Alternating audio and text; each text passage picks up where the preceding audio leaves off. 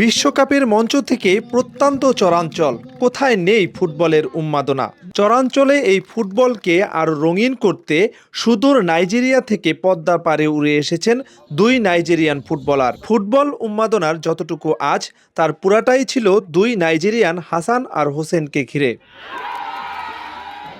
শুক্রবার বিকেলে শরীয়তপুরের নড়িয়া উপজেলার চরাত্রা আজিজিয়া স্কুল অ্যান্ড কলেজ মাঠে আরাফাত রহমান কোকো স্মৃতি ফুটবল টুর্নামেন্টের ফাইনাল ম্যাচে প্রতিদ্বন্দ্বিতা করেন বন্ধুসংঘ ফুটবল একাডেমি ও মোল্লা ওয়ারিয়ার্স। দুই দলে দেশ ও দেশের বাইরে তারকা খেলোয়াড়দের ক্রীড়া নৈপুণ্যে মুগ্ধ দর্শনার্থীরা। আমরা শহরের মানুষ, আমাকে খেলা দেখতে পছন্দ করে। নাইজেরিয়া ফিরার দূর থেকে আইছে, আমরা সবাই কাজ কামার থুইয়া খেলা দেখতে আসছি। এই দর্শকদের দেখলে কেউ মনে করবে না এটা বিচ্ছিন্ন এলাকা, চতুর্দিকে নদী, আমরা সকলেই জানি। কিন্তু এই ফুটবলের প্রেমে পড়ে আমার মনে এই চরাঞ্চলে দুইটা ইউনিয়ন আছে, কাচিকাটা একটা, তিনটা ইউনিয়ন আছে, মনে হয় সব ইউনিয়ন থেকে লোকজন চলে আসছে আসতে।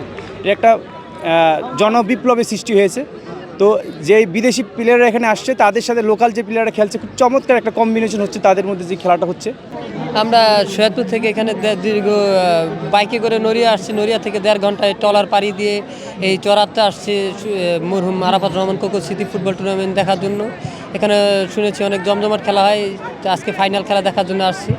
অনেক দর্শক হচ্ছে, খেলা সুন্দরী হচ্ছে। আমি এই মাঠে খেলা দেখতে এসেছি, সেজন্য আমার অনেক খেলা দেখতে ভালো লাগে। নাইজেরিয়ার থেকে খেলার প্লেয়ার আছে, আমারও শখ আছে, যেমন আমি বড় হয়ে এই খেলা দেখবো, এই খেলা খেলবো।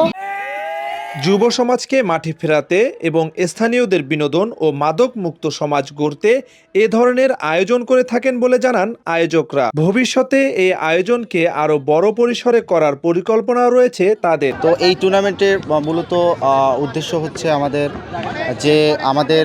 যে বাচ্চা কাচ্চারা তারা ফ্রি ফায়ার, পাবজি বা বিভিন্ন মোবাইল গেমিংয়ে আসক্ত হয়ে যাচ্ছে। তো আমি চাই যে তারা মাঠমুখী হোক, তারা খেলার মধ্যে আনন্দিত থাকুক।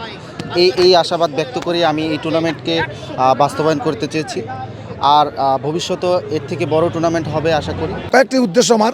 এই উদ্দেশ্য হলো, যেহেতু খেলার মধ্য দিয়ে বিকালবেলা সকল ছেলেপেলেরা, ইয়াং ছেলেপেলেরা খেলা দেখতে আসে, খেলতে আসে।